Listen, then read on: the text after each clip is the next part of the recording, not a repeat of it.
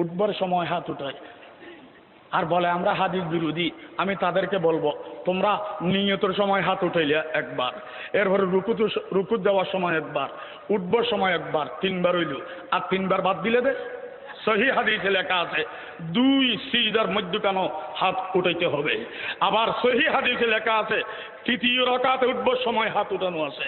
সহি হাদিসে লেখা আছে সালাম ফিরানোর আগে হাত উঠানো আছে। ওই 3টা বাদ দিলে যে বলে এগুলো আগে ছিল, রহিত হয়ে গেছে। যে কারণে এগুলো রহিত, রুকুতে যাওয়ার সময় উঠবার সময় একই কারণে রহিত। ঠিক না বেঠিক জোরে বলুন না? একই কারণে হাদিস পড়ছি। তারা দাবি করে আমরা নাকি 20 রাকাত তারাবির নামাজ পড়ি, আমরা বেদাতি হয়ে গেছি। 20 রাকাত তারাবি আবিষ্কার করেছে হযরত ওমর। তারা বলে যে হযরত ওমরের বেদাত, হযরত ওমর বেদাতি। যারা হযরত ওমরকে বেদাতি বলবে জান দেব, মান দেব, যত লাগে তত দেব। হযরত ওমরকে বেদাতি বললে ওয়ালাকে আহলে হাদিস বলবো না, হলে খবিস খবিস খবিস।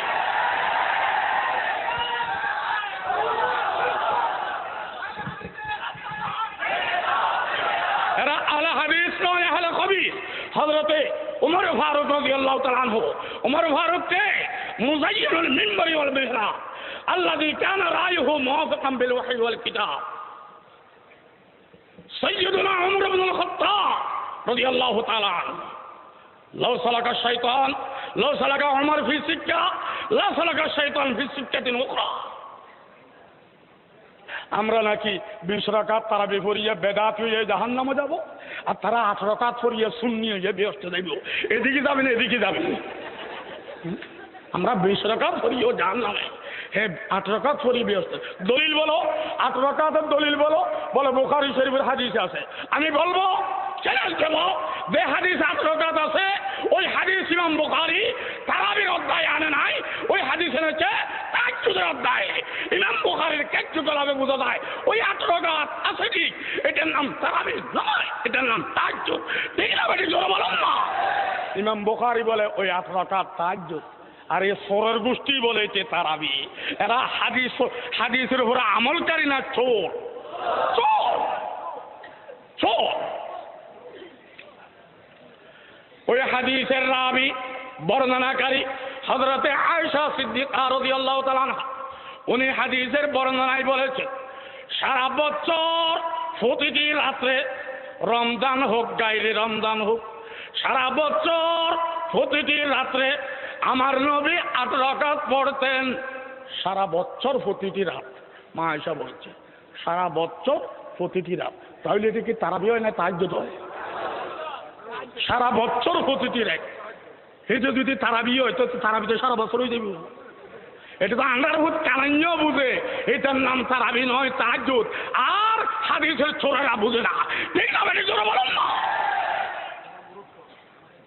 তারা একটা প্রশ্ন আমাদেরকে করে যে রাসূলের যুগে তো 20 রাকাত তারাবি ছিল না, এটা আবিষ্কার করেছে ওমর, এটা এই জন্য বেদাত হয়ে গেল। তার জবাব শুনুন, আমার নবী জীবনের প্রতিটি রমজানে তারাবি পড়েন নাই, জীবনের শেষ রমজানে তারাবি করেছে একবার। প্রতি রমজানে নাকি শেষ রমজানে? এক। আবার সারা রমজান তারাবি পড়েন নাই, রমজানের শেষ ভাগে দাঁড়িয়ে পড়ছে। আবার শেষ ভাগটা পুরো নয়, মাত্র 3 রাত, কয় রাত? 23, 25, 27। বলেন 23 তারিখ, 25 তারিখ, 27 তারিখ, এই 3 রাত পড়ছে। 3 রাত আবার লাগাতার নয়, মধ্যখানে গ্যাপ দিয়া ওই 23-এর পরে 24 বাদ, 25-এর পরে 26 বাদ, গ্যাপ দিয়া। এরপরে চতুর্থ রাত্রে তারাবির জন্য সাহাবায়ে কেরাম সমবেত হলো। রাসূল ঘর থেকে বের হলেন না। সাহাবায়ে কেরাম মনে করতেছে হুজুর কেন বের হচ্ছেন না, আমরা এত মানুষ সমবেত হলাম, হুজুর মনে হয় বেশি গভীর ঘুমে। হুজুর কিন্তু জাগ্রত থাকা অবস্থায় বের হলেন না। ফজরের নামাজ হয়ে গেল, হুজুর বলছেন বসো, আজকে তোমাদের আগ্রহ শোক যোগ নামাজের দিকে দেখিয়া আমি বড় খুশি হয়েছি, তবে আমি ইচ্ছে করি বের হইনি। আজকে তোমাদের আগ্রহের মধ্যে আমি যদি বের হতাম, হইতে পারে আল্লাহ পাক ওহী নাযিল করিয়া এই নামাজ ফরজ করে দিত। ফরজ করে দিলে তোমাদের জন্য নিয়ামত হইতো, আর বাকিদের জন্য কিয়ামত হইতো। ঠিক না? এই জন্য আমি আজকে ইচ্ছে করি বের হই নাই। আবার বলুন, আমার নবী জীবনের প্রতিটি রমজানে তারাবি পড়েছেন না শেষ রমজানে? সারা রমজান নাকি শেষ ভাগে? শেষ ভাগ শুরু না কিছু? কয় রাত? 3 রাত লাগাতার নাকি দিয়া? এগুলো শেষ করার পরে আল্লাহ নবী ফজরের নামাজের পরে বলে দিলেন, আমি তোমাদেরকে নিষেধ করতেছি আজকে তারাবি তোমরা ঘরে ঘরে দিয়ে পড়ো, মসজিদে বন্ধ করে দিলাম, জামাত ভেঙে দিলাম, একলা একলা পড়ো। আমার নবী তারাবির জামাত ভেঙে দিয়েছেন, মসজিদ থেকে বের করে দিয়েছেন। এটা সাহাবায়ে কেরাম নামাজের আছে, মসজিদে ঢুকে দিল, ঘরে ঢুকে দিল, তারা নামাজ পড়বে, এটা রসুল জানে। তোমরা ঘরে যাও, তারাবি একলা একলা পড়ো, মসজিদে আর পড়িও না, বেশি শোক দেখাইবে ফরজ হয়ে যাবে, এই সময় কিয়ামত হবে।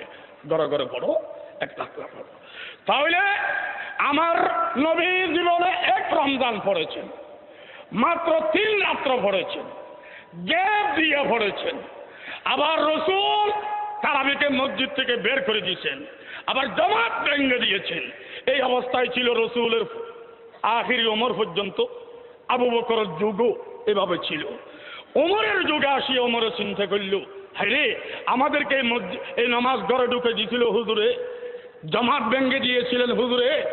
ওই সময় তো মানুষ নামাজের আশক ছিলেন, আস্তে আস্তে গাফলতি বাড়ি দিতেছে, অলসতা বাড়ি দিতেছে, নবীর এই সুন্নাতটা মারা যাবে।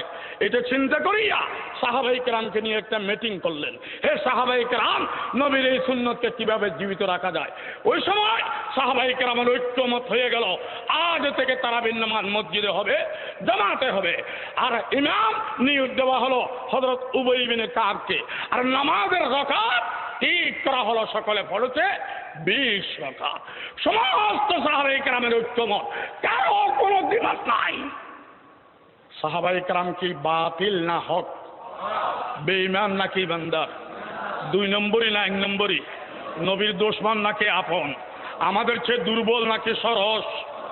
এই সাহাবায়ে কেরাম বউকে বিধবা বানাইলো, বাচ্চাদেরকে এতিম বানাইলো, মাতৃভূমি ত্যাগ করলো রসুলের সুন্নতকে প্রতিষ্ঠিত করার জন্য।